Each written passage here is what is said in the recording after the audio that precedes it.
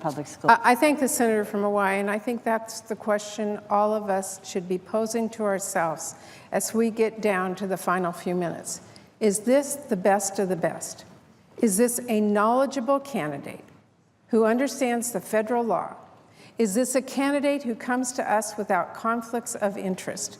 Is this a candidate who is willing to stand up and be the defender of all young children in this school?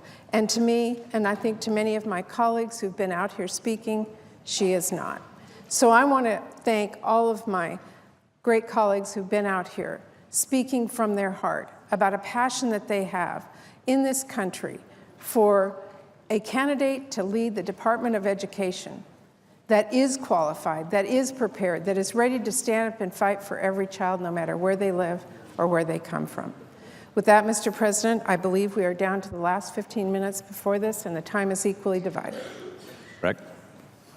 Mr. President, as I noted, Democrats have been here on the Senate floor for the past 24 hours straight, talking about the importance of public education, sharing stories from parents and students and teachers in our home states, highlighting all of the reasons for senators to stand with us and stand with their constituents, stand with other Republicans who are doing the right thing, and urging them to say no to Betsy DeVos and her plans to privatize public school and destroy public education in America.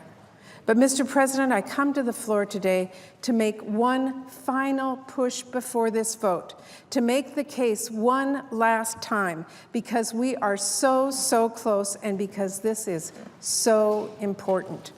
And because we have a real shot right now to show people across the country that the United States Senate can actually listen to them, that their voices matter, and that their senators put them and their kids and their families and their futures above loyalty to a party or a president. Mr. President, I have talked about my frustration at the fact that Republican leaders did everything they could to jam this nominee through the Senate, cutting corners and rushing into a hearing before her ethics paperwork was in, blocking Democrats from asking more than 5 minutes of questions, forcing a vote before all of our questions were answered about her tangled finances and her potential conflicts of interest, and rushing straight from the committee vote to the shortest possible floor debate they could manage. So I won't spend more time on that today, because the truth is, despite Republicans' best efforts, people across the country have learned a whole lot about Betsy DeVos over the past few weeks. And the more they have learned about her, the less they have liked, and the more outraged they've become. Over the past few weeks, people have learned about Betsy DeVos's tangled finances and potential conflicts of interest, how she and her family have given hundreds of millions of dollars to Republicans and extreme conservative groups. They've learned about her failed record, how she spent her career and her inherited fortune pushing anti-public school policies that have hurt so many students in her home state of Michigan and across the country. They've learned about the extreme right-wing ideology that drives her, how she wants to bring her anti-government, free market above all philosophy to an education system that she has called nothing more than, quote, an industry and a dead end. And Mr. President, when people saw her in her hearing, they learned even more.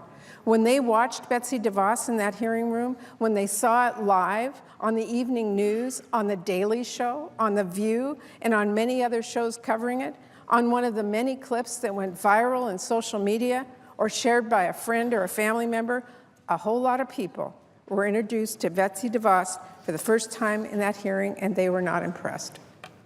Mr. President, people across the country saw a nominee who was clearly ill-informed and confused, who gave a number of very concerning responses to serious and reasonable questions. In that hearing, Betsy DeVos refused to rule out slashing investments in or privatizing public schools. She was confused that federal law provides protections for students with disabilities.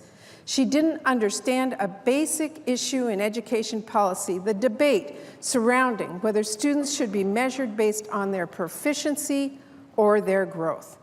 She argued that guns needed to be allowed in schools across the country to, quote, protect from grizzlies. And even though she was willing to say that President Trump's behavior towards women should be considered sexual assault, she would not commit to actually enforcing federal law protecting women and girls in our schools.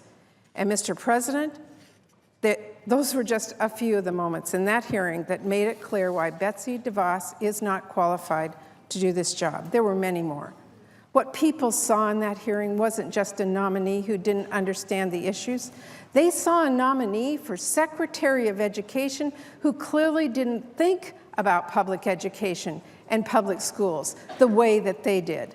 For most people, public education hits really close to home. It's part of who we are, our families and our communities. So many of us owe everything we have to public education. We have watched our kids and our grandkids, our neighbors, get on the bus to go to their local public school. Many of us have taught in public schools or have family or friends who walk into classrooms every single day to help our students learn. And so many of us believe in a commitment to strong public schools that offer an education and opportunity to every student. It is a core part of the American promise. So when we saw someone nominated to this position who knows so little about public education, who so clearly cares so little about public education, whose strongest connection to public schools is through her dedication to tearing them down, well, that struck a real chord with a whole lot of people, and they decided to make their voices heard. Mr. President, over the past 2 weeks, we have seen an unprecedented level of engagement from people on this nomination. Tens of thousands of calls, thousands of letters, hundreds of people calling in, social media. Many of them had never been involved or made their voices heard before. Well, Mr. President, it made a difference.